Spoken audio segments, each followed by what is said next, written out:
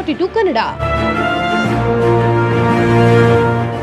ಇದು ಈ ಪಾಕಿಸ್ತಾನದವರಿಗೆ ಬುದ್ಧಿ ಇಲ್ಲ.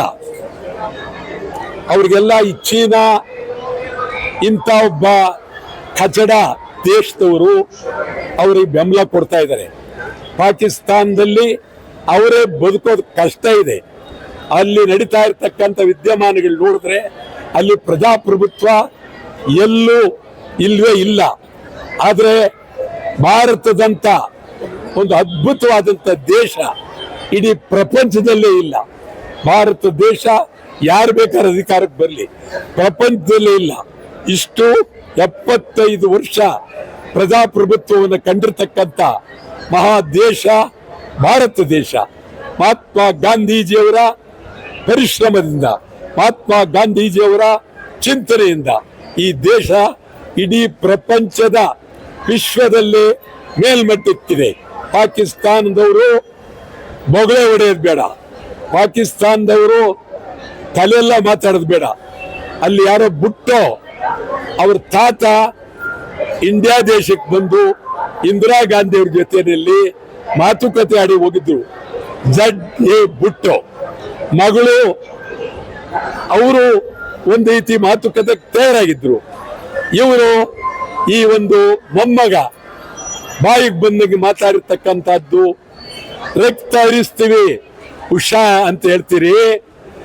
ಭಾರತ ದೇಶ ಇಡೀ ಪ್ರಪಂಚದಲ್ಲೇ ಅದ್ಭುತವಾದಂಥ ದೇಶ. ಪಾಕಿಸ್ತಾನದವ್ರಿಗೆ ಹೇಳ್ತೀನಿ, ಗಂಭೀರವಾಗಿ ನೀವು ನಿಮ್ಮ ತಪ್ಪನ್ನು ಒಪ್ಪಿಕೊಂಡು ಭಾರತ ದೇಶಕ್ಕೆ ಶರಣಾಗಬೇಕು. ನೀವು ಅದನ್ನು ಬಿಟ್ಟು ನೀವು ಬೇರೆ ಚಿಂತನೆ ಮಾಡಿದ್ರೆ ಭಾರತ ದೇಶದ ಸೈನಿಕರು ನಿಮಗೆ ಬುದ್ಧಿ ಕಲಿಸ್ತಾರೆ.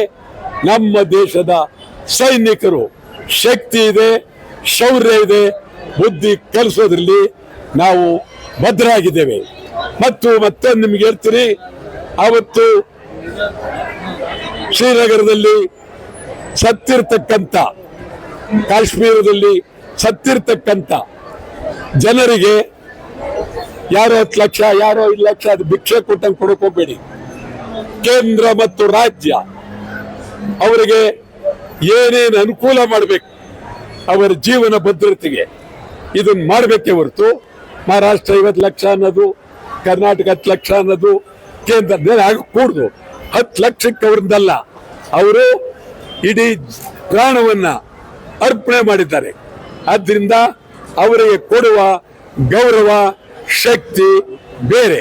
ಆ ದೃಷ್ಟಿಯಿಂದ ಕೇಂದ್ರ ಸರ್ಕಾರ, ರಾಜ್ಯ ಸರ್ಕಾರ ಅವರುಗಳಿಗೆ ಗೌರವಯುತವಾಗಿ ನಡ್ಕೊಳ್ಬೇಕು ಅಂತೇಳಿ ಒತ್ತಾಯ ಮಾಡಿ.